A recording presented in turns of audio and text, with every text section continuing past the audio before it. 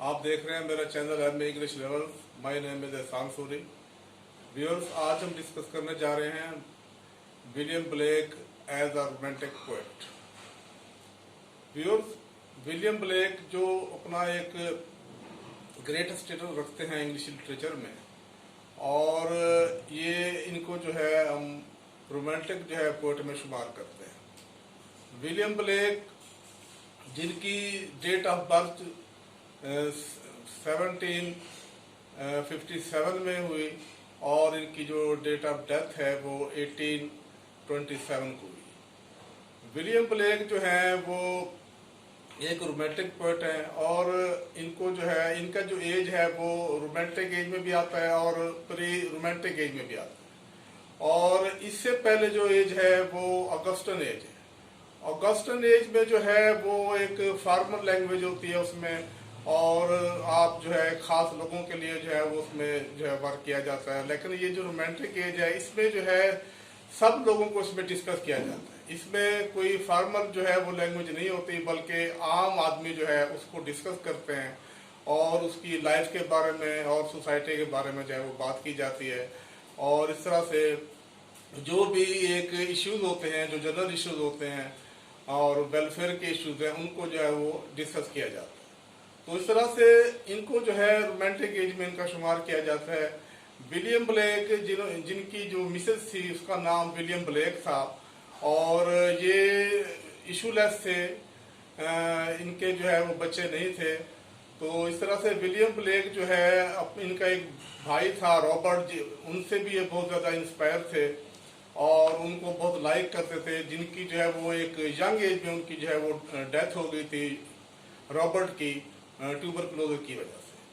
तो इस तरह से विलियम ब्लेक जो है ये एक परफेक्ट पोएट हैं और बहुत कीन ऑब्जर्वेशन है इनकी सोसाइटी के बारे में। और इस तरह से जो आम लोग हैं उनको जो है ये ज़्यादा जो है उनको ये डिस्कस करते हैं। और इनकी जो डिस्टिंक्शन है पोइट्री में वो ये है कि जो डिजर्विंग लोग हैं, जो अंडर प्रिविलेज लोग हैं, उनको ये फेवर करते हैं, और जो प्रिविलेज लोग हैं और जो वेल ऑफ हैं पीपल, उनको जो है ये इतना जो है वो लाइक नहीं करते। और इस तरह से इनका जो लिटरेरी वर्क है स्पेशली वो एक रोमांटिक एज में इनका आता है। और इनका जो सबसे बड़ा जो एक लिटरेरी वर्क है वो इनका songs of innocence and songs of experience.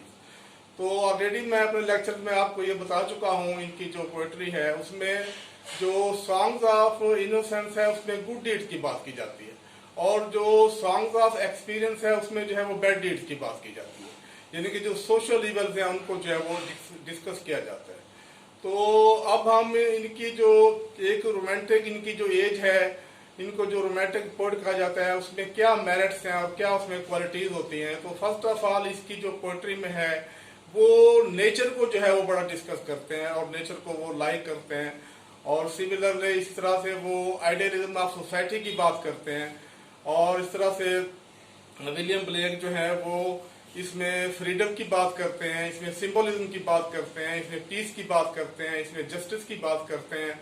और सिमिलरली वो जो सुपरनेचुरल एलिमेंट हैं उनको भी जो है वो डिस्कस करते हैं। और सिमिलरली इसी तरह से वो इसमें जो है वो फैंटेसी और इसमें जो है वो ड्रीम्स की बात करते हैं, इमेजिनेशन की बात करते हैं। तो इनको हम इमेजिनेटिव पोएट भी कहते हैं, इनको हम एक मिस्टेक पोएट भी कहते हैं। इनकी पोएट्री में जो है वो स्पिरिचुअल इवेंट्स बहुत ज़्यादा हैं और स्पिरिचुअल पोएट्री को जो है इन्होंने ज़्यादा उसमें डिस्कस किया है। तो इस तरह से ये उनकी जो है उसमें एक क्वालिटीज़ हैं। तो इस तरह से अब हम इनको थोड़ा सा एक्सप्लेन करेंगे। तो उसमें जो सिंबलिज्म है, सिंबलिज्म जो है उसमें विलियम ब्लेक सिंबॉलिकली जो है वो बात करते हैं। जैसे इनकी पोएम है टाइगर है, उसमें लैम है और द सिक रोज है। तो इस तरह से द सिक रोज में जो है उसमें रोज को इन्होंने इनोसेंट है वो शो किया है, और जो उसमें इंसेक्ट है उसको उसमें जो है इनोसेंट नहीं दिखाया है। इसी तरह से जो लैम है, लैम को भी ये एक इनोसेंट एनिमल कहता है, और उसमें जो है वो ये बात करता है कि जो प्रॉफिट ईसा है उसकी जो क्वालिटीज हैं वो इस लैम में पाई जाती हैं, और ये एक इनोसेंट चाइल्ड की तरह है। तो सिमिलरली जो टाइगर है उसमें उसको इनोसेंट नहीं दिखाया गया, बल्कि उसमें जो है उसको एक हार्श एनिमल के तौर पर जो है वो पेश किया गया है। तो इसमें सिंबलिज्म जो है वो बहुत ज्यादा जो है ये अपनी पोएट्री में जो है यूज करते हैं और सिंबॉलिकली जो है वो चीजों को एक्सप्लेन करते हैं। और इसी तरह से इसमें जो है वो एक सुपर नेचुरल एलिमेंट जो है उनको भी जो है ये ज्यादा जो है वो शो करते हैं, एक्सप्लेन करते हैं।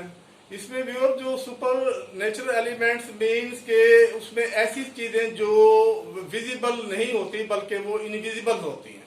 जैसे उसमें फेरीज हैं, गॉड है, उसमें एंजल्स हैं, तो सैटर्न है, तो गॉड है। इसमें ये वो चीजें हैं जिनको हम जो है वो देख नहीं सकते, ये बल्कि इनविजिबल होती हैं। और इसी तरह से इसमें जो है ये इमेजिनेशन की बात भी करते हैं, फैंटेसी की बात भी करते हैं। तो इमेजिनेशन और फैंटेसी को भी इस तरह से जो है वो डिस्कस करते हैं, एक्सप्लेन करते हैं कि जब आप इंडिविजुअली जो है वो चीजों को ऑब्जर्व करते हैं, उनको डिस्कस करते हैं, तो वो एक खास उसमें कंसीव हो जाती है एक जगह पे। लेकिन जब आप उनको एक फैंटेसी के सिनेरियो में देखेंगे या उनको एक इमेजिनेशन के सिनेरियो में देखेंगे, तो फिर आपको जो है एक वर्ड जो है वो बड़ी लामहदूद हो जाती है आपके लिए, यानी कि वो बहुत ज्यादा जो है उसमें एक वास्ट हो जाती है और उसमें आप बहुत कुछ अपनी बात कर सकते हैं, अपने व्यूज को, अपने थॉट्स को जो है उसमें एक्सप्लेन कर सकते हैं। तो इस तरह से ये इमेजिनेशन की और उसमें जो है फैंटेसी को जो है ये फेवर करता है। और सिमिलरली इसी तरह से ये जो है उसमें फ्रीडम की बात भी करता है। फ्रीडम की बात इस सेंस में करते हैं जैसे द चिमनी स्वीपर में वो छोटे बच्चों की बात करते हैं कि वो छोटे बच्चे जो एक छोटी एज पे जो है जिनको जो है वो लेबर में ले लिया जाता था और उनसे वर्क कराया जाता था, चिमनीज की सफाई कराई जाती थी।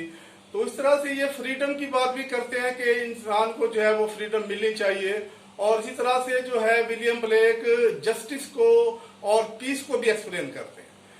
उनकी परसेप्शन में ऐसे है कि अगर आप जस्टिस करेंगे तो सोसाइटी में जो है उसमें पीस भी होगा और पीस को आप मेंटेन कर सकेंगे।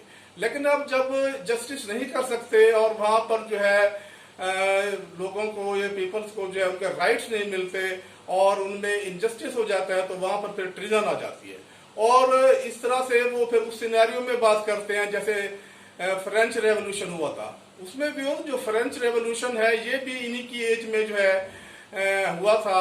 और वो उसको भी थोड़ा सा एक्सप्लेन करते हैं कि जब आप इनजस्टिस करेंगे, लोगों को जो है आप जस्टिस नहीं देंगे, उनके राइट्स नहीं देंगे, तो फिर वो फ्रेंच रेवोल्यूशन की तरह उसमें जो है जो पीपल्स हैं वो अपने राइट्स के लिए आएंगे और फाइट करेंगे। जैसे कि फ्रेंच रेवोल्यूशन आया था उसके बैकग्राउंड में भी यही रीजन थी कि वहां पर जो वर्कर क्लास थी उनके राइट्स को जो है वो सही तरह से वो नहीं दिया जाता था और उनको जो है वो पे नहीं किया जाता था, उनकी सैलरी अच्छी नहीं थी।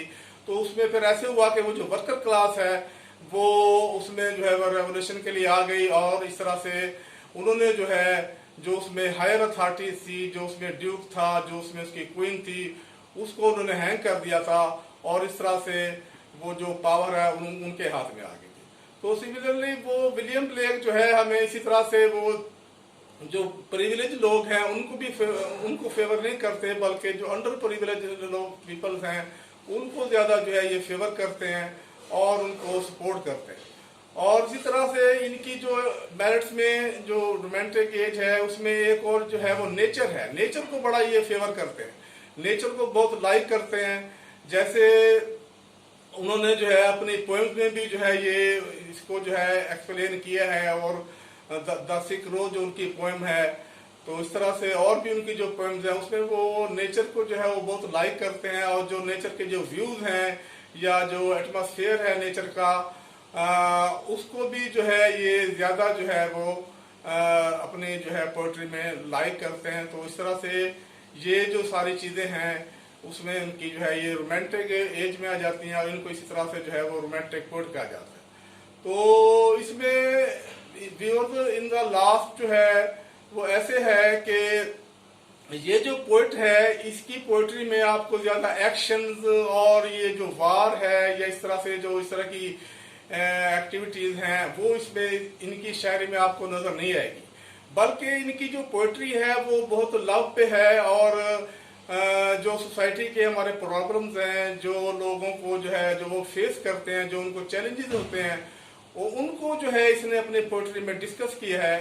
तो ये उस वार की तरफ नहीं जाता, बल्कि जो हमारे डोमेस्टिक प्रॉब्लम्स हैं, जो डोमेस्टिक इश्यूज हैं, उनकी बात करता है। और एक आम जो है लोग, उनकी वो बात करता है, उनकी वेलफेयर की बात करता है। तो इस तरह से जो फिलंथ्रोपिस्ट एज सोशल वर्कर जो है इसने अपने आप को पेश किया है। और इसी तरह से जो सोसाइटी के इश्यूज हैं उनको इसमें उसने जो है वो एक्सप्लेन किया है। तो व्यूअर्स, आज के लिए इतना ही है। Nice day, see you again.